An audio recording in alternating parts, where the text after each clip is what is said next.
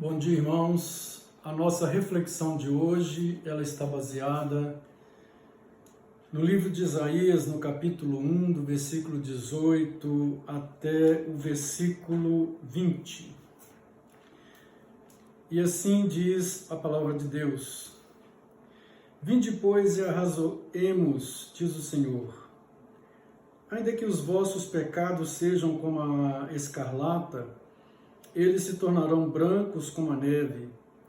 Ainda que sejam vermelhos como o carmesim, se tornarão como a lã. Se quiserdes e me ouvirdes, comereis o melhor desta terra. Mas se recusardes e fordes rebeldes, sereis devorados à espada, porque a boca do Senhor o disse.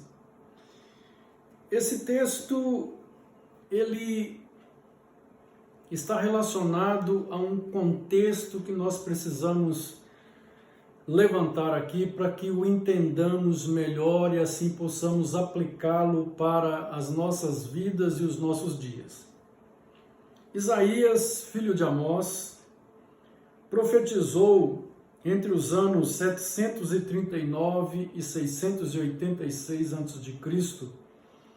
em Jerusalém e os derredores.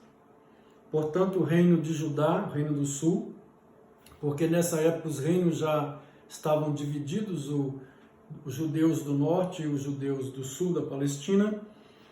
E Isaías, ele pegou pelo menos 4 reis. Ele pegou o finalzinho de Uzias, Jotão, Acás e Ezequias. Ele foi contemporâneo de Oséias e Miqueias. É interessante notar que naqueles dias havia alguns países que estavam surgindo como potências militares. E o Egito já era uma potência militar, mas ao norte destacava-se uma nova potência que estava surgindo com poderio militar, que era a Síria. E mais a leste ainda, onde hoje é o Iraque, estava surgindo a grande potência da Babilônia. Eram tempos de muita dificuldade em todos os sentidos. Eu quero ressaltar alguns aqui, motivo pelo qual Deus levantou profetas, não só no sul, no reino de Judá, mas também no norte, no reino de Israel. Como o nosso foco aqui vai ser o sul, então nós não vamos trabalhar a questão dos reis de Israel, do contexto lá do reino do norte, nem dos profetas. Um grande problema que estava acontecendo com o povo agora, primeiro era a grande apostasia religiosa. Aquele povo era religioso só de rótulo e de tradição. Eles pouco conheciam a palavra de Deus. Aquele povo já não ouvia mais a lei de Moisés. A religião se tornou uma religião do exterior, religião de rituais, de cerimônias, de repetição de rituais, repetição de cerimônias, de formas que a vida moral daquele povo já não era mais influenciada pela espiritualidade. A espiritualidade se tornou algo completamente, como que eu posso dizer aqui, talvez algo completamente sem significado para aquele povo, ou algo completamente subjetivo de cada um. Não havia nenhuma relação da vida, da espiritualidade com a moralidade. A moralidade era uma coisa, a espiritualidade era outra coisa. Eram duas esferas diferentes. A espiritualidade se confundiu com repetição de cerimônias e de rituais, de calendários religiosos, de festas religiosas, de rituais religiosos. E a moralidade, ela se tornou um campus subjetivo de cada um. Cada um vivia do jeito que queria e não havia nenhuma relação da moralidade com a espiritualidade. Só abrindo um parênteses aqui, é que a verdadeira espiritualidade, ela modifica a moralidade. A verdadeira espiritualidade, ela modifica a cosmovisão. A verdadeira espiritualidade, ela modifica a ética. A verdadeira espiritualidade, ela modifica as relações sociais. A verdadeira espiritualidade, ela influencia a questão política e econômica e influencia a questão cultural. Não tem como desvincular uma coisa da outra. Entretanto, esse povo conseguiu separar a espiritualidade da moralidade. A espiritualidade se tornou algo também subjetivo, mas somente no campo da religiosidade, dos calendários religiosos, das festas religiosas, do ritualismo religioso, algo muito exterior que não tinha nenhum relacionamento com o interior. Na questão da moralidade, era comum então a trapaça, a mentira, uma vida baseada na mentira, na trapaça, na ganância, no egoísmo, na fofoca, na avareza, na sexualidade depravada, fora dos padrões absolutos da lei de Moisés. Por exemplo, a lei de Moisés dizia que se um homem deitasse com um homem, seria apedrejado. Se uma mulher deitasse com uma mulher, seria apedrejado. Se um homem fosse achado com um animal, seria apedrejado. Se um homem fosse achado abusando de uma criança, seria apedrejado até a morte. Se um filho fosse encontrado com a mãe numa cama também, pois tudo isso a lei de Moisés punia com a morte. Mas aqui na época de Jeremias, de Isaías, eles estão tão longe da lei de Deus, só para os irmãos e os amigos terem uma ideia, é que durante os reinados de Uzias, Jotão, Acás, o tempo do ministério aí de Isaías, a lei de Moisés estava praticamente jogada no templo, aí numa caixa escondida, ali alguém esqueceu, os sacerdotes pararam de ler, e o povo estava recebendo apenas uma religião popular, uma orientação popular de religião, de tradição. Foi só em Ezequias que encontraram os rolos da lei de Moisés e que o rei então fez uma reforma religiosa, trazendo a questão da espiritualidade para o âmbito de estar influenciando todas as manifestações da humanidade. A moral, a ética, a questão social, a questão cultural, a questão da cosmovisão, da alteridade e assim por diante. Além dessa questão, os reis estavam fazendo aliança com povos pagãos e trazendo deuses de outros povos para serem adorados também em Judá. E isso afrouxou mais ainda a questão da espiritualidade, porque agora o que era proibido na lei de Moisés, de adorar imagens, de adorar a tentativa de dar forma a Deus, ou de adorar outro que não seja Deus, ou venerar, ou servir, essas coisas todas estavam agora entrando em Judá também, porque no Reino do Norte essas coisas já estavam presentes há muito tempo. Um dos motivos pelos quais Israel foi para cativeiro da Assíria. Pois bem, Deus chama aquele povo para um convite. Esse povo mergulhado agora numa vida devassa, esse povo agora cobiçado por países imperialistas que agora querem se apossar até para chegar ao Egito. A Síria precisava de Israel e de Judá também. Então Deus chama aquele povo e Deus diz, Vinde, pois, e arrazoemos, diz o Senhor. Arrazoar significa sentar para conversar e refletir e dar as razões, explicar por que está fazendo aquilo, dar as razões. E Deus está chamando o povo para arrazoar e disse, olha, se vocês me convencerem de que vocês estão certos, tudo bem, mas se não me convencerem e se não se arrependerem, a espada virá, o castigo virá. A praga virá, a guerra virá, a morte virá como disciplina.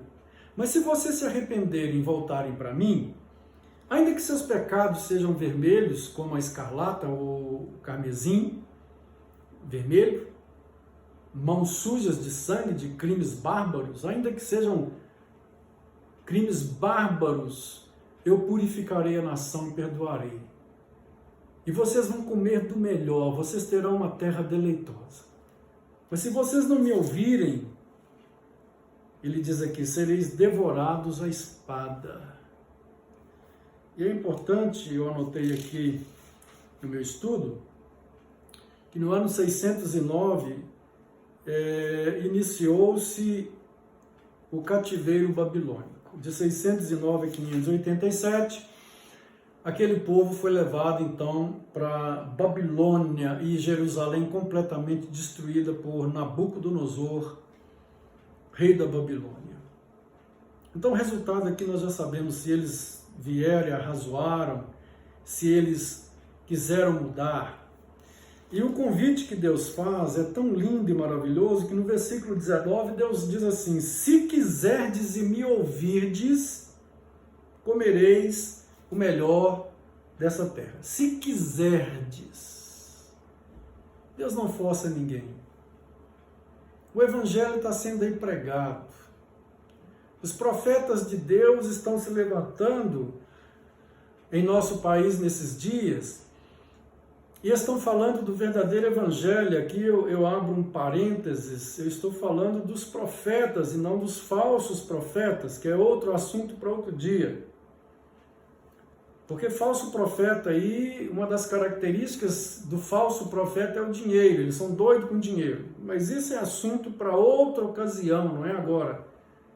Eu estou dizendo dos verdadeiros profetas que estão levantando com a palavra e que estão chamando o povo do Brasil ao arrependimento, ao verdadeiro evangelho, o evangelho da cruz, o evangelho da mudança, o evangelho do novo nascimento, do arrependimento, da entrega de vida a Jesus, o evangelho que produz uma espiritualidade que influenciará todas as áreas da vida e que transformará todas as áreas da vida.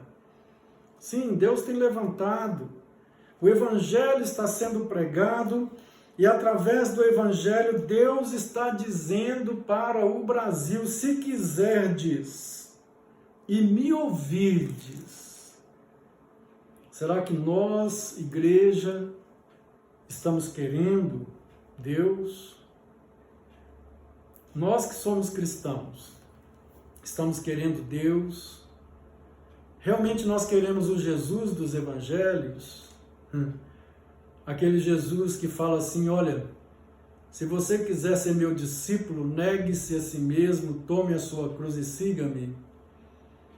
Será que nós estamos querendo tomar a cruz, negar a nós mesmos, para segui-lo?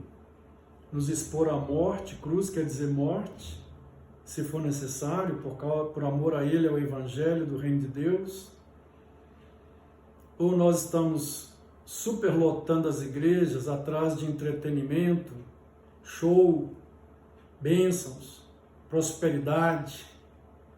Nós estamos indo a Jesus, buscando a Jesus para adorá-lo, isto é, nos encurvarmos como escravos aos seus pés, como servos, e se adorar, prosquineu, dobrar-se como escravo,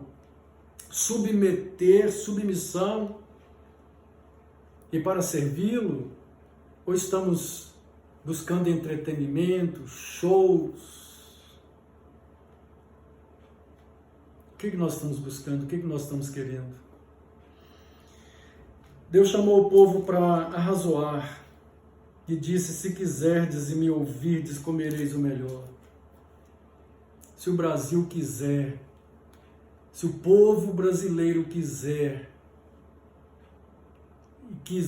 ouvir, quiser mudar, quiser o Evangelho verdadeiro, esse que transforma, esse que muda, esse que traz arrependimento, esse que é o poder de Deus para a transformação de todo aquele que crê, para a salvação, para a justificação, para o novo nascimento, para a transformação de todo aquele que crê. Se o povo brasileiro quiser, nós seremos a nação mais ditosa do mundo, a nação mais feliz que há nesse planeta. Estamos vivendo dias de choques. E o choque do Brasil é um só. É um só. Chama-se choque ideológico. O Brasil hoje é uma terra cobiçada, de um lado, pela democracia, pelo liberalismo, pelo capitalismo liberal. Por outro lado, nós estamos sendo cogitados profundamente por países comunistas. É um choque ideológico. Mas será que não há similaridades entre o povo de hoje do Brasil e Israel daquela época? No que diz respeito à religiosidade oca e vazia, de rótulo, no que diz respeito a uma religiosidade cerimonialista e ritualista, mas que não tem nenhum poder de influenciar a moral, a mentalidade, a cosmovisão. Se quiserdes e me ouvides, Deus não força ninguém. Para todos que estão me ouvindo, a palavra de Deus é: se quiserdes e me ouvirdes. Versículo 19. Isaías capítulo 1, versículo 19. Comereis o melhor dessa terra. Isto é, tereis uma terra ditosa, abundante, feliz.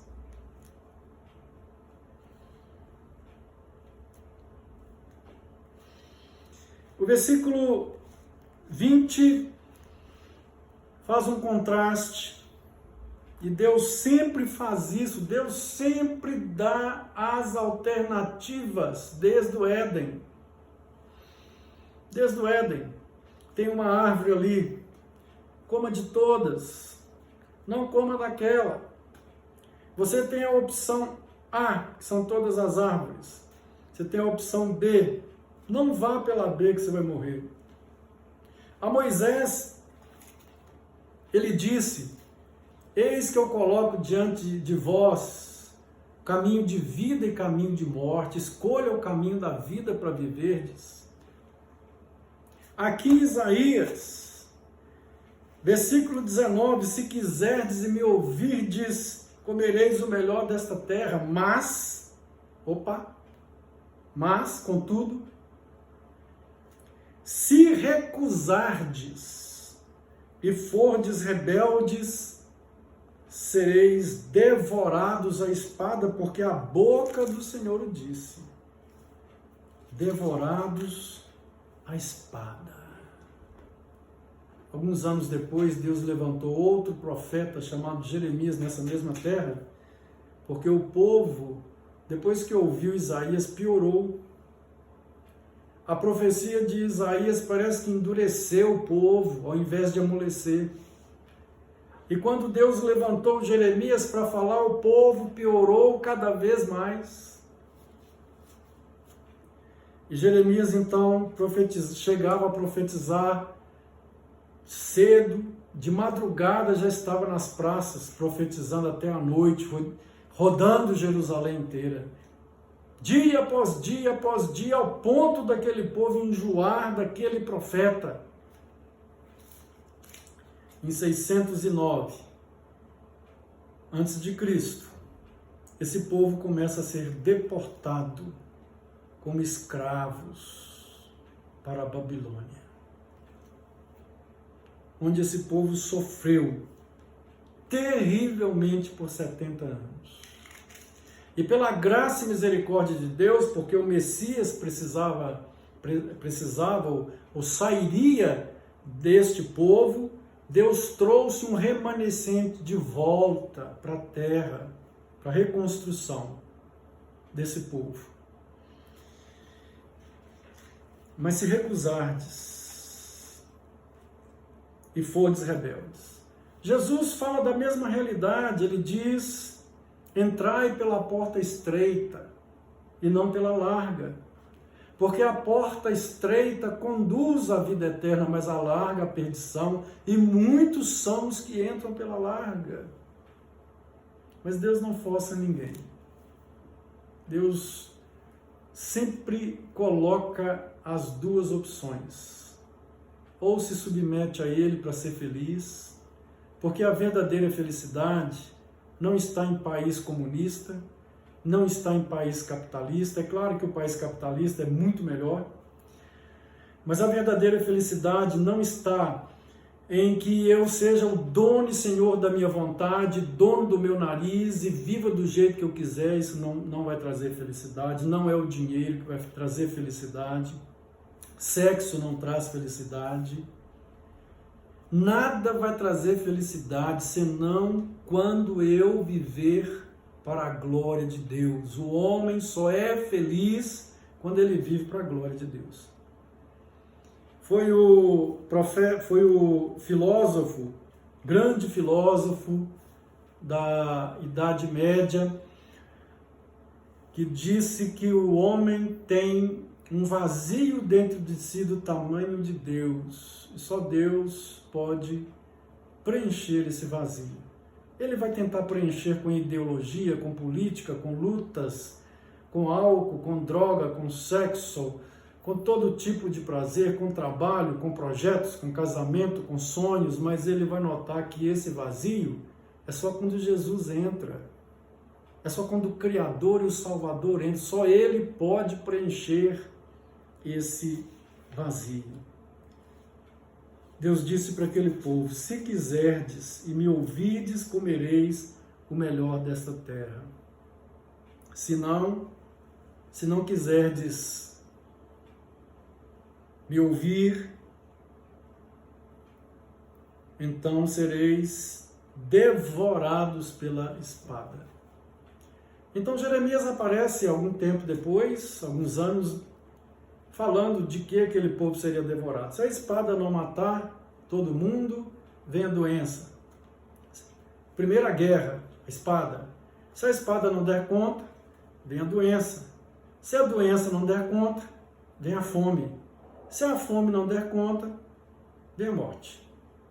É isso que Deus quer para Israel, para o Brasil, para nós, para sua família, jovem, para você, adolescente? Não. Deus quer que nós sejamos, o versículo 19, comereis o melhor dessa terra. Que assim seja, que Deus te abençoe, que a palavra de Deus, ela não venha endurecer o seu coração, mas que você venha ser humilde, o senhor, a senhora, jovem, quem estiver ouvindo essa mensagem. Seja humilde, receba a palavra de Deus, examine a palavra de Deus, leia a palavra de Deus, porque nela nós encontraremos o Salvador, aquele que nos dá a vida eterna. Que Deus abençoe. Amém.